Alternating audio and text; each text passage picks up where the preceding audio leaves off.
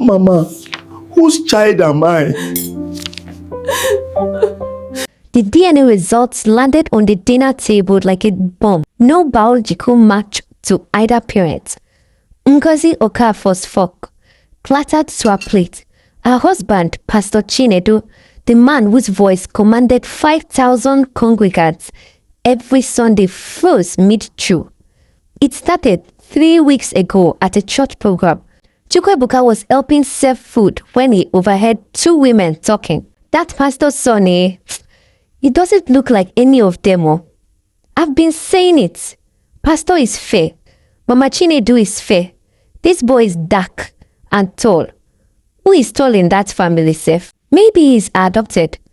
You don't know these pastors and their secrets. The words cut deep, but they weren't new. He had heard variations his whole life, from relatives, from church members, even from his own father's eyes, during those long searching stares that ended with Pastor Chinedu looking away and saying nothing. That night, Chukwuebuka couldn't sleep. He remembered when Pastor Chinedu's brother died last year. The family needed DNA tests for inheritors. He had washed out simple it was, a swab, a lab, then truth. So he took his mother's airbrush, his father's toothbrush, sent the samples with his own to a private lab in Lekki, just to silence the voices, just to prove them all wrong. But the results proved them right. 25 years of you have your father's wisdom and you have your mother's strength. All lies. Ngozi, Pastor Chinedu's voice cut through the silence like a blade. Tell me this is a mistake. She opened her mouth. No words came, only tears. Ngozi, the pastor's fist slapped the table. Plate jumped. Whose child is he? 25 years earlier, Ngozi Okafor had faked a pregnancy for 9 months. After 12 years of childlessness and shame, she couldn't admit the miscarriage. The church had already celebrated. Her mother-in-law had planned a Thanksgiving service. At St. Mary's Hospital in Ikeja, she found her answer. A young woman named Adaeze lay sleeping, exhausted from delivering twin boys. Ngozi took one. Her husband, Pastor Chinedu, had questions. The birth was too fast. No hospital records. The baby looked nothing like either of them. But after 12 years of waiting, he pushed his doubts aside. He chose to trust his wife. They named him Chukwuebuka. God is great. Adaeze woke to find only one baby. She screamed. She reported it. The police investigated, but the case went cold.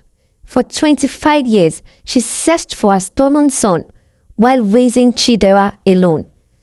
Chukwuebuka grew up as the pastor's son, successful, loved, blessed, but people kept saying he didn't resemble his parents.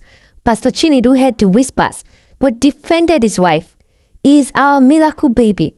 God works in mysterious ways. Still, the doubts haunted him. Late at night, he would look at his son and wonder. But every time, he chose faith over suspicion. He chose trust. When Chukwuebuka turned 25, he found his incomplete birth certificate and took a DNA test without telling anyone. No match to Ngozi. He tested against Pastor Chinedu next. No match either. Chukwuebuka confronted them both at dinner. He placed the DNA results on the table. Someone needs to explain this now. Ngozi's face went pale. Pastor Chinedu picked up the paper, read it, and his hands began to shake. Ngozi? His voice was quiet, deadly quiet. What is this? She couldn't speak. Tears rolled down her face. What is this? He stood up, the chair crashing backward. 25 years of trust shattered in an instant. I was desperate, she whispered. 12 years of shame, of mockery. You couldn't what? Tell me the truth. You let me raise another woman's child? You let me stand in front of thousands of people preaching about miracles when my entire life was built on a lie. Chukwuebuka stared at them both. Where did that come from? You stole a child and brought him into my house, into God's house. I just wanted to be a mother. You are not a mother, you are a thief. He grabbed his khakis, his whole body shaking. 25 years. 25 years I trusted you. I defended you against every whisper, every doubt, and you made me a fool. He looked at Chukwuebuka and his eyes filled with tears. I'm sorry. I loved you as my son, but I can't even look at you without seeing what she did. Pastor Chinedu walked out and never came back. Within a week, the story leaked. Someone from the family told someone at church. That person told another. By Sunday, the entire congregation knew. Pastor's wife stole a child. The WhatsApp messages flew. Voice notes spread like wildfire. You won't believe what I just heard about Pastor Chinedu's family. Church members who had smiled at Ngozi for 25 years now crossed the streets to avoid her. Women who used to greet her as Mommy Pastor now whispered and pointed. The shame was crushing. Other pastors called Pastor Chinedu. Brother, is it true? Your wife, a thief? Some offered sympathy. Others were secretly glad to see the mighty fall. His reputation, built over decades, crumpled in days.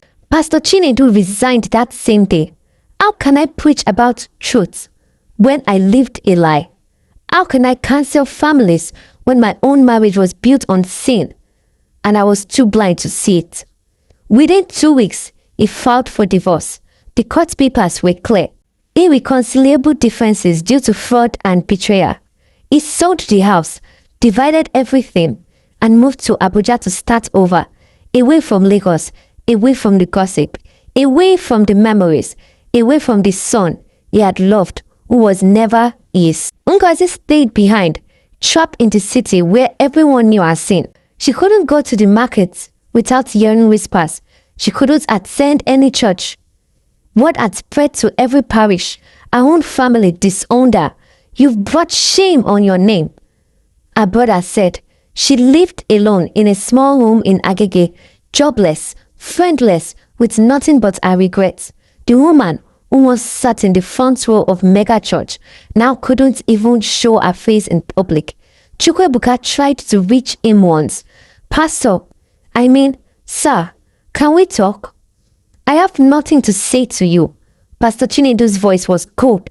You are not my son. You never were. Every moment I spent with you was stolen from your real father, whoever he is. I don't hate you, but I can't forgive what looking at you reminds me of. Through a private investigator, Chukwuebuka found Adaeze. When she opened the door and saw his face, identical to Chidera, her other son, she fainted. The reunion was beautiful and painful. Chidera embraced his twin brother. Adaeze held them both, weeping for the 25 years stolen from them.